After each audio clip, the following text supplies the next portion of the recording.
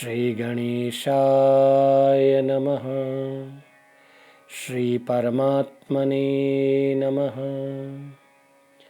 प्रिय भक्तों, आइए आज हम कार्तिक शुक्ल देव प्रबोधिनी एकादशी की पावन कथा को श्रवण करते हैं।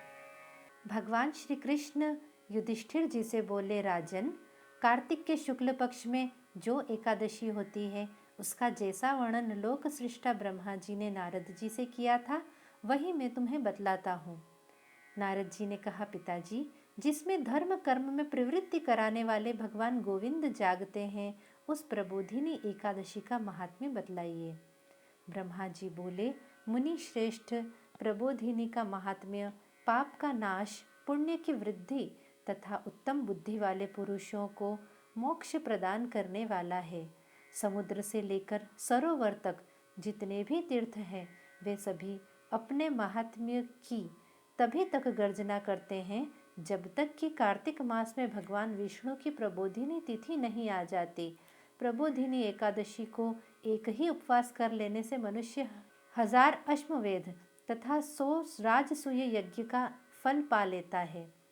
पुत्र जो दुर्लभ है, जिसकी प्राप्ति असंभव है तथा जिसे त्रिलोकी में किसी ने भी नहीं देखा है, ऐसी वस्तु के लिए भी याचना करने पर प्रबोधिनी एकादशी उसे देती है।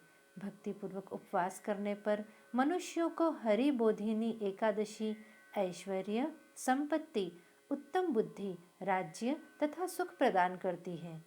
मेरु पर्वत के समान जो बड़े बड़े पाप हैं उन सबको यह पाप नाशिनी प्रबोधिनी एक ही उपवास से भस्म कर देती है। पहले के हजारों जन्मों में जो पाप किए गए हैं उन्हें प्रबोधिनी की रात्रि का जागरण रुई की ढेरी के समान भस्म कर डालता है। जो लोग प्रबोधिनी एकादशी का मन से ध्यान करते तथा जो इसके व्रत का अनुष्ठान करते हैं उनके पितर नरक के दुखों से छुटकारा पाकर भगवान विष्णु के परम धाम को चले जाते हैं। ब्रह्मन, अश्वमेध आदि यज्ञों से भी जिस फल की प्राप्ति कठिन है वह प्रबोधिनी एकादशी को जागरण करने से अनायास ही मिल जाता है। संपूर्ण तीर्थों में नहाकर सुवर्ण और पृथ्वी दान करने से जो फल मिलता है वह श्री हरि के निमित्त जागरण करने मात्र से मनुष्य प्राप्त कर लेता है। जैसे मनुष्यों के लिए मृत्यु अनिवार्य है, उसी प्रकार धन संपत्ति मात्र भी क्षण भंगुर है, ऐसा समझकर एकादशी का व्रत करना चाहिए। तीनों लोकों में जो कोई भी तीर्थ संभव है वे सब प्रबोधिनी एकादशी का व्रत करने वाले मनुष्य के घर में मौजूद रहते हैं। कार्तिक की हरिबोधिनी एकादशी पुत्र तथा पौत्र प्रदान करने वाली है। जो प्रबोधिनी को उपवास करता है वही ज्ञानी है, वही योगी है, वही तपस्वी और जितेंद्रिय है तथा उसी को भोग और मोक्ष की प्राप्ति होती है। पुत्र, प्रबोधिनी एकादशी को भगवान विष्णु के उद्देश्य से मानव जो स्नान, दान, जप और होम करता है वह सब अक्षय होता है। जो मनुष्य उस तिथि को उपवास करके भगवान माधव की भक्ति पूर्वक पूजा करते हैं वे 100 जन्मों के पापों से छुटकारा पा जाते हैं। इस व्रत के द्वारा देवेश्वर जनार्दन को संतुष्ट करके मनुष्य संपूर्ण दिशाओं को अपने तेज से प्रकाशित करता हुआ श्री हरि के वैकुंठ धाम को जाता है। प्रबोधिनी को पूजित होने पर भगवान गोविंद मनुष्यों के बचपन, जवानी और बुढ़ापे में किए हुए 100 जन्मों के पापों को, चाहे वे अधिक हो या कम, धो डालते हैं। अतः सर्वथा प्रयत्न करके संपूर्ण मनोवांछित फलों को देने वाले देवाधिदेव जनार्दन की उपासना करनी चाहिए। पुत्र नारद, जो भगवान विष्णु के भजन में तत्पर होकर कार्तिक में पराय अन्न का त्याग करता है वह चांद्रायण व्रत का फल पाता है। जो प्रतिदिन शास्त्रीय चर्चा से मनोरंजन करते हुए कार्तिक मास व्यतीत करता है वह अपने संपूर्ण पापों को जला डालता और 10,000 यज्ञों का फल प्राप्त करता है। कार्तिक मास में शास्त्रीय कथा के कहने सुनने से भगवान मधुसूदन को जैसा संतोष होता है वैसा उन्हें यज्ञ, दान अथवा जप आदि से भी नहीं होता। जो शुभ कर्म परायण पुरुष कार्तिक मास में एक या आधा श्लोक भी भगवान विष्णु की कथा में बाँचते हैं उन्हें 100 गोदान का फल मिलता है। महामुने, कार्तिक में भगवान केशव के सामने शास्त्र का स्वाध्याय तथा श्रवण करना चाहिए। मुनिश्रेष्ठ, जो कार्तिक में कल्याण प्राप्ति के लोभ से श्री हरि की कथा का प्रबंध करता है, वह अपनी 100 पीढ़ियों को तार देता है। जो मनुष्य सदा नियम पूर्वक कार्तिक में भगवान विष्णु की कथा सुनता है, उसे सहस्त्र गोदान का फल मिलता है। जो प्रबोधिनी एकादशी के दिन श्री विष्णु की कथा श्रवण करता है, उसे 7 द्वीपों से युक्त पृथ्वी दान करने का फल प्राप्त होता है। मुनिश्रेष्ठ, जो भगवान विष्णु की कथा सुनकर अपनी शक्ति के अनुसार कथावाचक की पूजा करते हैं, उन्हें अक्षय लोक की प्राप्ति होती है।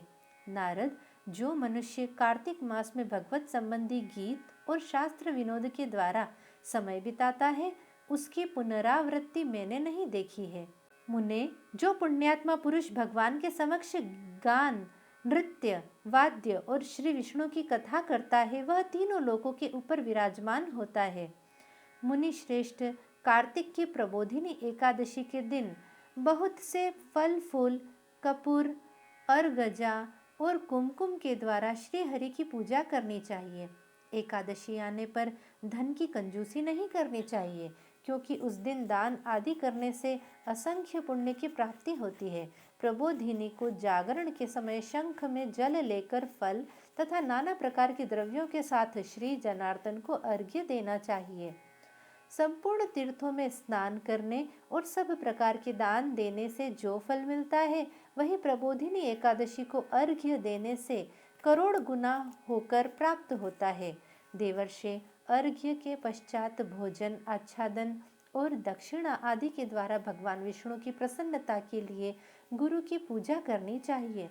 जो मनुष्य उस दिन श्रीमद् भागवत की कथा सुनता अथवा पुराण का पाठ करता है, उसे एक एक अक्षर पर कपिला दान का फल मिलता है।